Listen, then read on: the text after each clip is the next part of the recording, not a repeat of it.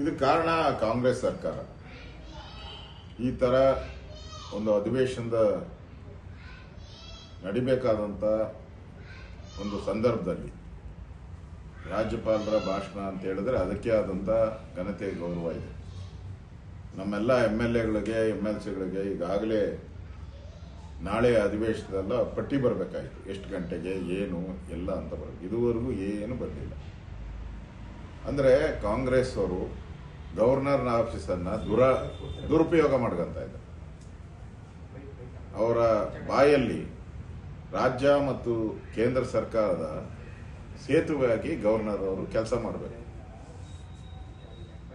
ಮತ್ತೆ 175ನೇ ವಿಧಿ ಪ್ರಕಾರ ಜಂಟಿ ಅಧಿವೇಶನವನ್ನು ಉದ್ದೇಶಿಸಿ ಭಾಷಣ ಮಾಡುವಂತ ಅಧಿಕಾರ ರಾಜ್ಯಪಾಲರಿಗೆ ಮಾತ್ರ ಇರೋದು.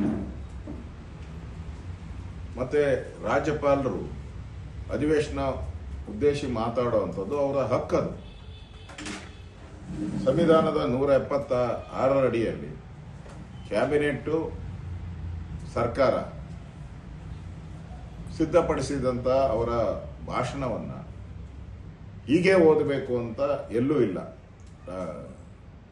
ಅವರು ಭಾಷಣವನ್ನ ಗವರ್ನರ್ಗೆ ಏನು ಕಳಿಸ್ತಾರೆ ಅದನ್ನು ಕಟ್ಟುನಿಟ್ಟಾಗಿ ಪಾಲನೆ ಮಾಡಬೇಕು ಅಂತ ಎಲ್ಲೂ 175ನೇ ವಿಧಿ ಅನ್ವಯ ಎಲ್ಲೂ ಇಲ್ಲ.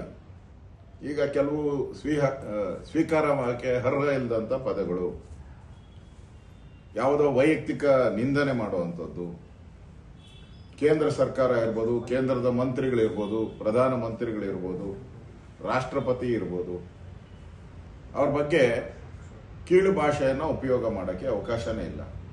ಯಾಕಂದ್ರೆ ಸಿದ್ದರಾಮಯ್ಯನವ್ರ ಚಾಳಿ ರಾಷ್ಟ್ರಪತಿನೇ ಏಕವಚನದಲ್ಲಿ ಮಾತಾಡಿಸಿರುವಂಥ ವ್ಯಕ್ತಿ ಅವರು. ಸಿದ್ದರಾಮಯ್ಯನವರು ಏಕವಚನದಲ್ಲಿ ಮಾತಾಡ್ತಾರೆ. ರಾಷ್ಟ್ರಪತಿ, ಗೌರವಾನ್ವಿತ ರಾಷ್ಟ್ರಪತಿ, ನಾವು ಗೌರವಾನ್ವಿತ ಅಂತೀರಿ, ಇವ್ರು ಏಕವಚನದಲ್ಲೇ ಮಾತಾಡ್ತಾರೆ. ಕೇಳಿದ್ರೆ ನಾನು ಆಡು ಭಾಷೆ ಅಂತಾರೆ. ಹಂಗೆಲ್ಲ ಇಲ್ಲಿ ಆಡು ಭಾಷೆಯಲ್ಲಿ ನಿಮ್ಮ ಆಡು ಭಾಷೆ ತಗೊಂಡು ಗವರ್ನರ್ ಅವರಿಗೆ ಬರೆದು ಕೊಡೋಕ್ಕೆ ಸಾಧ್ಯನೇ ಇಲ್ಲ. ನಿಮ್ಮ ಆಡು ಭಾಷೆ ನಿಮ್ಮ ಮನೇಲಿ ಇಟ್ಕೋಬೇಕು. ಅದನ್ನ ಗವರ್ನರ್ ಮುಖಾಂತರ ಹೇಳಿಸುವಂತ ಅಧಿಕಾರ ನಿಮ್ಗೆ ಯಾರಿಗೂ ಇಲ್ಲ. ಈಗ ನೀವು ಗವರ್ನರ್ಗೇನು ಬರೆದು ಕೊಟ್ಟಿದ್ದೀರಾ, ಈಗಾಗಲೇ ಗವರ್ನರ್ ಅವರು ಸಲಹೆ ಕೊಟ್ಟಿದ್ದಾರೆ ಈ ಅಂಶಗಳನ್ನು ತೆಗೀರಿ ಅಂತ.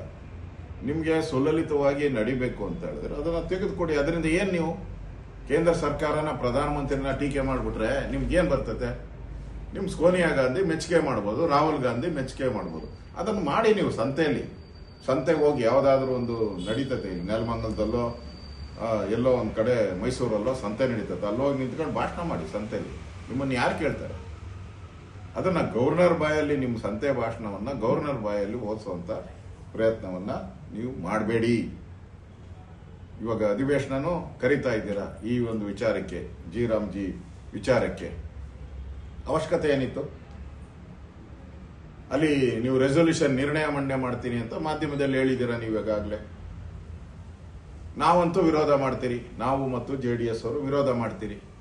ನಿಮ್ ಕಾಂಗ್ರೆಸ್ ಅವ್ರು ಮಾತ್ರ ತಾನೆ ಎಸ್ ಅನ್ನೋದು. ನೀವು ಆ ಎಸ್ ಅನ್ನೋರ್ನ ಮೊದಲೇ ಇಲ್ಲೇ ಮನೆಯಲ್ಲೇ ಕರೆಸಿ ಎಲ್ಲರದು ಬಿರಿಯಾನಿ ಕೊಡಿಸ್ಬಿಟ್ಟು ಸೈನ್ ಮಾಡಿ ಕಳಿಸ್ಬಿಡ್ಬೋದಾಯ್ತು ಅಲ್ಲಿಗೆ ಕೇಂದ್ರಕ್ಕೆ. ಇಷ್ಟೊಂದು ಕೋಟ್ಯಾಂತರ ರೂಪಾಯಿ ದುಡ್ಡು ಖರ್ಚು ಮಾಡಿ ಅಧಿವೇಶನ ಕರೆದು ಅವಶ್ಯಕತೆ ಏನಿತ್ತು? ಜನರ ತೆರಿಗೆ ಹಣವನ್ನ ಪೋಲ್ ಮಾಡ್ತಾ ಇದ್ದೀರಾ. ಜನಗೆ ತೆರಿಗೆ ಹಣಕ್ಕೆ ಬೆಲೆ ಇಲ್ವಾ?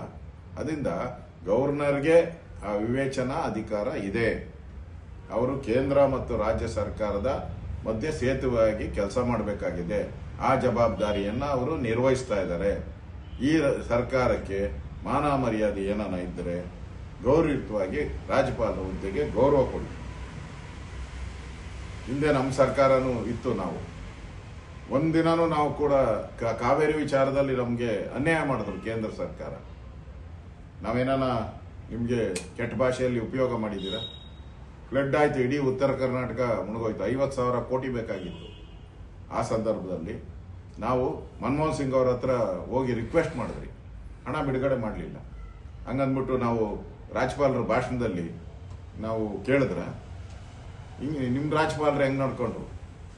ಯಡಿಯೂರಪ್ಪನವ್ರನ್ನ ಜೈಲಿಗೆ ಹಾಕಿದ್ರಲ್ಲ, ಯಾವುದೇ ಎನ್ಕ್ವೈರಿ ಮಾಡದೆ, ಯಾವುದೇ ಕೋರ್ಟ್ ಆದೇಶ ಮಾಡದೆ ಕೋರ್ಟ್ ಯಡಿಯೂರಪ್ಪ ತಪ್ಪಿತಸ್ಥ ಅಂತ ಆದೇಶನೇ ಮಾಡಿಲ್ಲ, ಅವಕ್ಕೆ ಹಿಡಿದು ಜೈಲಿಗೆ ಹಾಕ್ಬಿಟ್ರಿ.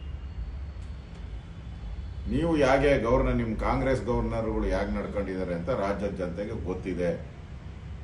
ಆದರೆ ಈ ಗವರ್ನರ್ ಅವರು ಕೇಂದ್ರದ ಸಚಿವರಾಗಿ ಕೆಲಸ ಮಾಡಿದ್ದಾರೆ, ರಾಜ್ಯದ ಮಂತ್ರಿಗಳಾಗಿ ಕೆಲಸ ಮಾಡಿದ್ದಾರೆ. ಅವ್ರಿಗೆ ಸಂವಿಧಾನದ ಅಡಿಯಲ್ಲಿ ಯಾಕೆ ಕೆಲಸ ಮಾಡಬೇಕು ಅಂತ ಗೊತ್ತಿದೆ.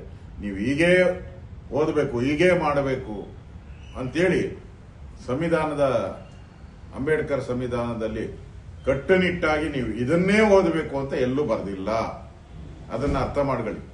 ಇದನ್ನ ಓದಲೇಬೇಕು ಅಂತ ಎಲ್ಲೂ ಬರೆದಿಲ್ಲ, ಓದಬೇಕು ಅಂತ ಇದೆ. ಯಾಕೆ ಓದಬೇಕು ಅಂತ ಹೇಳಿ ಬರೆದಿಲ್ಲ ಎಲ್ಲೂ ಸಂವಿಧಾನದಲ್ಲಿ. ನೀವು ಬರೆದು ಕೊಟ್ಟಿದ್ದೆಲ್ಲ ಓದಬೇಕು ಅಂತ ಎಲ್ಲಾನ ಬರೆದಿದ್ಯಾ ತೋರಿಸಿ. ಸಂವಿಧಾನದ 175, 176ರಲ್ಲಿ ಬರೆದು ಕೊಟ್ಟಿದ್ನೆಲ್ಲ ಓದಬೇಕು ಅಂತ ಎಲ್ಲಿ ಬರೆದಿದೆ ತೋರಿಸಿ ನೋಡೋಣ. ಇಲ್ವಲ್ಲ. ಅದರಿಂದ ನೀವು ಗೌರವಯುತವಾಗಿ ರಾಜ್ಯಪಾಲರನ್ನ ನಡೆಸ್ಕೊಳೋ ಅಂತ ಕೆಲಸವನ್ನ ಮಾಡಿ. ಮತ್ತೆ ಸಂವಿಧಾನಕ್ಕೆ ಅಗೌರವ ಅಂತೇಳಿ ಬಾಯ್ ಬಡ್ಕಂತ ಇದ್ದೇವೆ. ಈ ದೇಶದ ಮೇಲೆ ಎಮರ್ಜೆನ್ಸಿ ತಂದು ಲಕ್ಷಾಂತರ ಜನನ, ಕೋರ್ಟ್ಗಳನ್ನ, ಜಡ್ಜ್ಗಳನ್ನ, ಪತ್ರಿಕೆಯ ಸಂಪಾದಕರನ್ನೆಲ್ಲ ಜೈಲ್ಗೆ ಹಾಕಿದ್ರಲ್ಲ, ಅವಾಗ ಯಾವ ಸಂವಿಧಾನ ಇತ್ತು? ಶಾಬಾನು ಪ್ರಕರಣದಲ್ಲಿ ಸುಪ್ರೀಂ ಕೋರ್ಟ್ ಆದೇಶವನ್ನ ತಿರಸ್ಕಾರ ಮಾಡಿದ್ರಲ್ಲ ನೀವು, ಸುಪ್ರೀಂ ಕೋರ್ಟ್ ಆದೇಶನ, ಅವಾಗ ಯಾವ ಸಂವಿಧಾನ ಇತ್ತು ನಿಮಗೆ? ಅಂಬೇಡ್ಕರ್ಗೆ ಚುನಾವಣೆಯಲ್ಲಿ ಅವ್ರನ್ನ ಹೀನಾಮಾನವಾಗಿ ಸೋಲಿಸ್ತಾರಲ್ಲ, ಅವಾಗ ಯಾವ ನಿಮ್ಮ ಸಂವಿಧಾನ ಇತ್ತು? ಅವಾಗೆಲ್ಲ ನೀವು ಸಂವಿಧಾನದ ವಿರೋಧಿಗಳು. ಇವತ್ತು ಸಂವಿಧಾನದ ವಿರೋಧಿಗಳು. ರಾಜ್ಯಪಾಲರು ಸಂವಿಧಾನಕ್ಕೆ ಗೌರವ ಕೊಟ್ಟಿದ್ದಾರೆ, ಅದರ ನಡೆಯಂತೆ ನಡೆದಿದ್ದಾರೆ. ಅದರಲ್ಲಿ ತಪ್ಪಿಲ್ಲ ಅಂತ ನನಗನ್ಸ್ತಾ ಇದೆ. ಸರಿ, 11 ಅಂಶಗಳನ್ನ ಕೈ ಬಿಡಬೇಕು ಅಂತ ರಾಜ್ಯಪಾಲರು ಆಕ್ಷೇಪಣೆ ತಿಳಿಸಿದ್ದಾರೆ. ಒಂದು ವೇಳೆ ಮಾಡಲೇ ನೀವು ಯಾವ ರೀತಿ ಹೋರಾಟ? ನಮ್ದು ಹೋರಾಟ ಅಲ್ಲ ರೀ, ನಾವು ಸರ್ಕಾರಕ್ಕೆ ಚಿಮಾರಿ ಆಗ್ತಾ ಇದ್ದೀವಿ. ಗವರ್ನರ್ಗೆ ಗೌರವ ಕೊಡಿ, ಸಂವಿಧಾನದ ಅಡಿಯಲ್ಲಿ ಅವ್ರ ಕೆಲಸ ಮಾಡೋಕ್ಕೆ ಅವಕಾಶ ಮಾಡಿಕೊಡಿ. ಅವ್ರ ಮೇಲೆ ಒತ್ತಡ ಯಾಕೆ ಹಾಕ್ತೀರಾ? ನಿಮ್ಗೇನಾದರೂ ಆ ಥರ ಪದ ಬಳಕೆ ಮಾಡಬೇಕು, ಕೇಂದ್ರ ಸರ್ಕಾರನ ಬೈಬೇಕು ಅಂತಾರೆ, ಹೋಗಿ ಯಾವುದಾದ್ರೂ ಒಂದು ಸಂತೆಯಲ್ಲಿ ನಿಂತ್ಕೊಂಡು ಭಾಷಣ ಮಾಡಿ. ಅಧಿವೇಶನದಲ್ಲಿ ಯಾಕೆ ಮಾಡ್ತೀರಾ? ಅದು ಸರ್ಕಾರದ ದುಡ್ಡು, ಅದು ಜನಗಳ ತೆರಿಗೆ ಹಣ. ಜನಗಳ ತೆರಿಗೆ ಹಣದಲ್ಲಿ ಮಜಾ ಮಾಡಕ್ಕೆ ಯಾಕೆ ಹೋಗ್ತೀರಾ ನೀವು? ಹೋಗಿ ನಿಮ್ಮ ಸೋನಿಯಾ ಗಾಂಧಿ ಅವ್ರನ್ನ, ರಾಹುಲ್ ಗಾಂಧಿ ಅವ್ರನ್ನ ಕೂತಿಸ್ಕೊಂಡು ಒಳ್ಳೆ ಭಾಷಣ ಮಾಡಿ, ಕೇಂದ್ರ ಸರ್ಕಾರನ ಬೈದು ಬನ್ನಿ, ಯಾರು ಬೇಡ ಅಂತಾರೆ. ಆದರೆ ಜನರ ತೆರಿಗೆ ಹಣವನ್ನ ನೀವು ಮಜಾ ಮಾಡಕ್ಕೆ ಅಧಿವೇಶನವನ್ನ ಕರೆಯುವಂಥದ್ದು ಅವಶ್ಯಕತೆ ಇರಲಿಲ್ಲ. ಕರೆದಿದ್ದೀರ.